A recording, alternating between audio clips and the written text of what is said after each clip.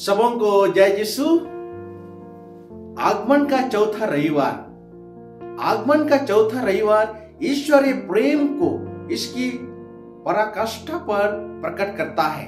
इस चौथे रविवार के द्वारा हम प्रेम के चरम बिंदु पर पहुंचते हैं, क्योंकि हमारे मसीहा प्रेम में प्रकट होकर हमें प्रेम में सराबोर करते हैं।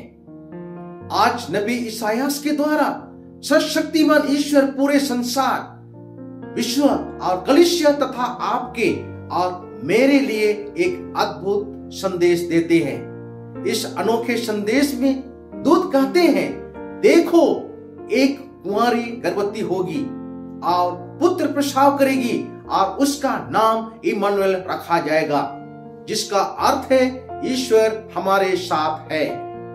प्यारे भाइयों और बहनों, यह शुभ संदेश न केवल राजा आहाज, माता मरियम या केवल संत जोसेफ के लिए था, वरन यह शुभ संदेश या खुशी आनंद का संदेश सारे जगत के लिए, सारे मानव जाति के लिए भी था, जो अब हमारे सामने है, जिसकी तैयारी में हम सब बड़ी खुशी, आनंद, उल्लास और उमंग के साथ जुड़े हैं।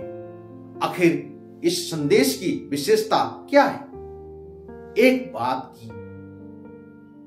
बार की बात है कि किसी अफ्रीकी देश में एक इम्मानुएल नामक व्यक्ति, जो हरदम किसी न किसी को प्रश्न किया करता था, उसे एक बार जिज्ञासा हुई कि आखिर ईश्वर किस भाषा में बात करते हैं, उनकी भाषा कौन सी हुई। उसने बहुतों को पूछा, पर किसी के उत्तर से उसे संतोष नहीं हुई। वह सारे देश का भ्रमण करता रहा, फिर भी उसे उसकी जिज्ञासा का उपयुक्त प्रत्युत्तर नहीं मिला। इस तरह वह उत्तर की तलाश में अपने देश से दूसरे दूर दराज देश के लिए रवाना हो गया। बहुत समय बीत गया था, पर उसे निराश ही हाथ लगी थी। वह चलता हुआ बेतलहेम नामक गांव पहुंचा, पर वहां के सराय में रात बिताने के लिए जगह भी नसीब ना हुई। इसलिए गांव से दूर एक गुफा में आश्रय लिया, जहां पहले से ही एक महिला अपने बच्चे के साथ शरण ली हुई थी। झिझकता हुआ इम्मानुएल उस गुफा के द्वार से लौटना ही चाहता था कि बच्चे की मां ने उसे आवाज दी, इम्मानुएल आइए, आपका इस गुफा में स्वागत है। हम लोग आपकी इंतजार कर रहे थे। ऐसी बात सुनकर इम्मानुएल भौचक्का रह गया। उन्होंने फिर कहा, बहुत लंबे समय से आप ईश्वर की भाषा के बारे में जानना चाहते थे। आपकी खोज आज समाप्त होती है, क्योंकि आज आप अपनी खुली आंखों से देख सकते हैं कि वह किस भाषा में बात करते हैं। वे प्रेम की भाषा में बात करते हैं, जो आपसी भाईचारा, समझदारी, दया और अपनत्व में प्रदर्शित होती है। ख्रिस्त में मेरे प्रिय माता पिता भाई बहनों, आज के पहले पाठ में हम सुनते हैं कि राजा आहाज अपने शत्रुओं से डरकर उनसे हाथ मिला लेता है। ईश्वर के अनुशासन पर भी वह विश्वास नहीं कर पाता है। वह तो अपने सेना पर आश्रित होता है, पर इस पर ईश्वर नबी इसायास के मुंह से उन्हें यह आश्वासन देते हैं कि ईश्वर उन्हें एक ऐसा पुत्र प्रदान करेगा जो हमेशा अपने नाम के मुताबिक उनके साथ होगा तथा ईश्वर की याद दिलाएगा। यह एक ऐसा एहसास होता है जो यह याद दिलाएगा कि ईश्वर हमेशा मनुष्यों के साथ है। बहुधा मनुष्य दुख तकलीफों में या महसूस करते हैं कि ईश्वर ने उनका साथ छोड़ दिया है, पर ईश्वर इस विडंबना में भी कार्यरत है।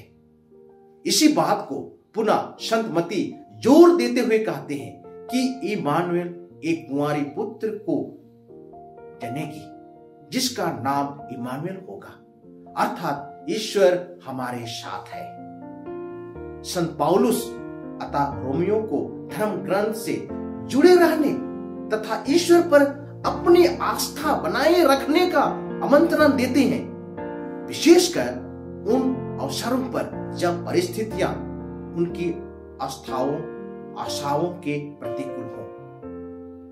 क्योंकि ईश्वर हमारे संसार में प्रवेश आवश्यक ही करते हैं, उनके लिए कोई भी परिस्थितियां प्रतिकूल नहीं होती है। बहुधा हमारी योजना के मुताबिक सभी चीजें नहीं घटती है और हम परिस्थितियों के अनुसार ढलते चले जाते हैं, पर ईश्वर के लिए कुछ भी असंभव नहीं है। प्यारे माता पिता भाई बहनों, आज के सुसमाचार में जोसेफ की मंगनी मरियम से हुई है और वह शायद अपने विवाह की योजना बनाता है, पर मरियम की गर्भावस्था के बारे जानकर उसके योजना तहस नहस हो जाती है और वह उसे त्यागने की सोचता है, क्योंकि वह एक धर्मी था, पर ईश्वर के वचन पर वह उसे अपनाता है। इस तरह ईश्वर विकट परिस्थितियों में ही इस संसार में आते हैं, जब मरियम और जोसेफ दुविधा में है। ईश्वर आहाज के लिए उस समय संदेश देते हैं जब उसके राज में उथल पुथल है। ईश्वर न केवल अपने जन्म के समय ही इस संसार में आते हैं, पर वे अपने कार्यों की शुरुआत अपनी माता के गर्भ से विभिन्न प्रकार की नकारात्मकताओं को दूर करते हैं। ईश्वर के लिए सब कुछ संभव है, पर वे साधारण राह नहीं चुनते हैं, क्योंकि वे अपनी उपस्थिति हमारे जीवन में दर्ज कराना चाहते हैं, ताकि हम अपने उथल पुथल में भी उन्हें महसूस कर सके। प्यारे माता पिता भाई बहनों, ख्रीस्त के जन्म उत्सव की तैयारी हम करते हैं।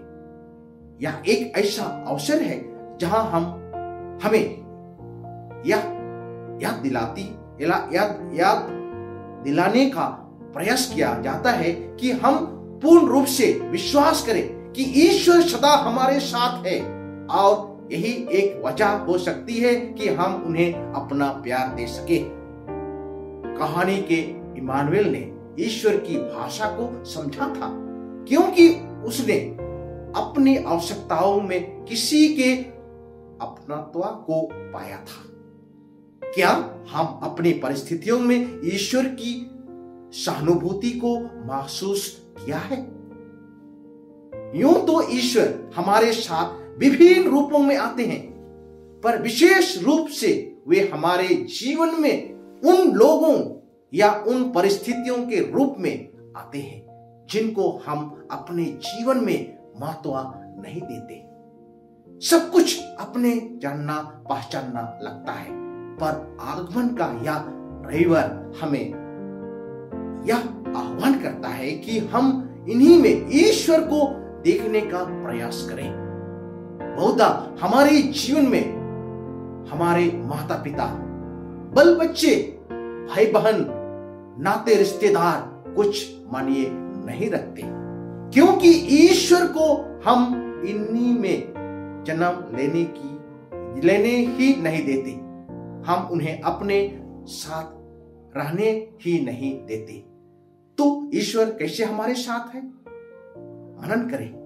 कहीं हम भी तो राजा आहाज की तरह अपनी परिस्थिति में अपने ईश्वर को वस्तु, शक्ति या घमंड में तो नहीं ढूंढते हैं।